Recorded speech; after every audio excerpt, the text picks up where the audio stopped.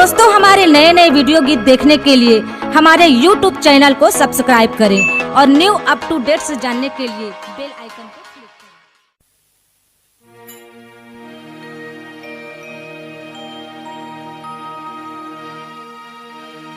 कल समदियना दियन जले बाती, कल समदियना दियन जले बाती। नव दिन नवरात्रि मायके, नव दिन नवरात्रि, नव दिन नवरात्रि मायके, नव दिन नवरात्रि। कल समदियना दियन जले बाती, कल समदियना दियन जले बाती। नौ दिन नवरात्रि मायके, नौ दिन नवरात्रि, नौ दिन नवरात्रि मायके, नौ दिन नवरात्रि। कल समदियना दियन जले बाती, कल समदियना दियन जले बाती। नौ दिन नवरात्रि मायके, नौ दिन नवरात्रि, नव दिन नवरात्रि मायके, नव दिन नवरात्रि। कल समदियना दियन जले बाती, कल समदियना दियन जले बाती।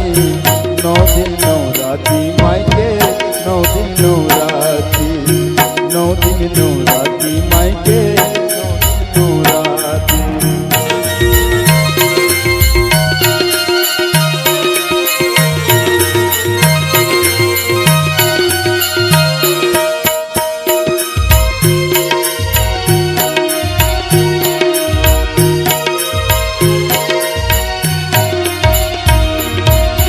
मंगल भवन मातु विराजे, पंडायासन मारे, पंडायासन मारे भवानी, पंडायासन मारे, पंडायासन मारे भवानी, पंडायासन मारे।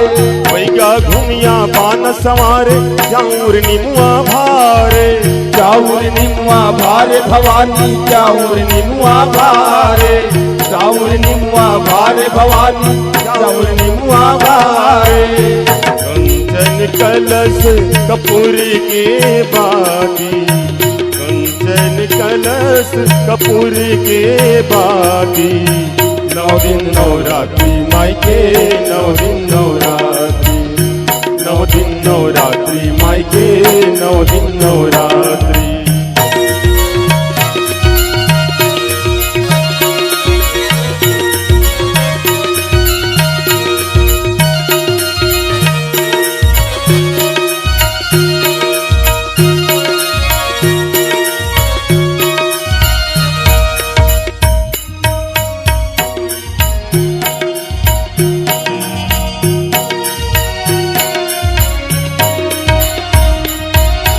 पंडा नाचे, बैगा नाचे, माता संग संग नाचे, माता संग संग नाचे भवानी, माता संग संग नाचे, माता संग संग नाचे भवानी, माता संग संग नाचे।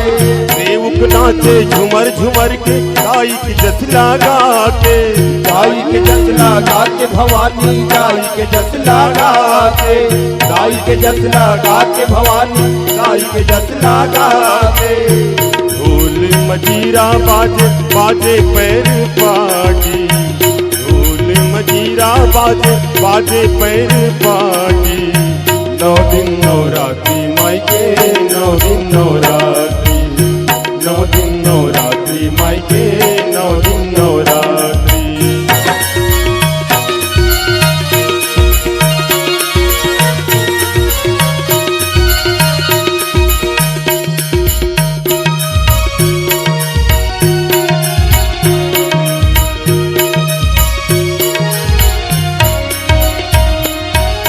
चरण परे माता की दुलरुआ, श्रद्धा के फूल चढ़ावे, श्रद्धा के फूल चढ़ावे भवानी, श्रद्धा के फूल चढ़ावे, श्रद्धा के फूल चढ़ावे भवानी, श्रद्धा के फूल चढ़ावे। डाकिन साकिन जम्मो मिलके दाई के चरण मायावे, दाई के चरण में आवे भवानी, दाई के चरण में आवे, दाई के चरण में आवे भवानी, दाई के चरण में आवे। श्रद्धा की दिया ना मन के बाती, श्रद्धा की दिया ना मन के बाती। 9 दिन नवरात्रि माई के, 9 दिन नवरात्रि, 9 दिन नवरात्रि माई के, 9 दिन नवरात्रि।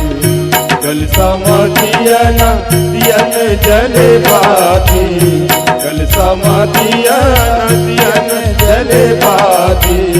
9 दिन नवरात्रि माई के, 9 दिन नवरात्रि, 9 दिन नवरात्रि माई के, 9 दिन नवरात्रि, 9 दिन नवरात्रि माई के, 9 दिन नवरात्रि, 9 दिन नवरात्रि माई के, 9 दिन नवरात्रि, 9 दिन नवरात्रि माई के, 9 दिन नवरात्रि।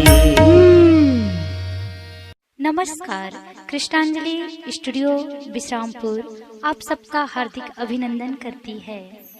छत्तीसगढ़ी गीत, हिंदी ट्रैक या विज्ञापन रिकॉर्डिंग हेतु संपर्क करें श्री सुरेंद्र निषाद जी, विश्रामपुर।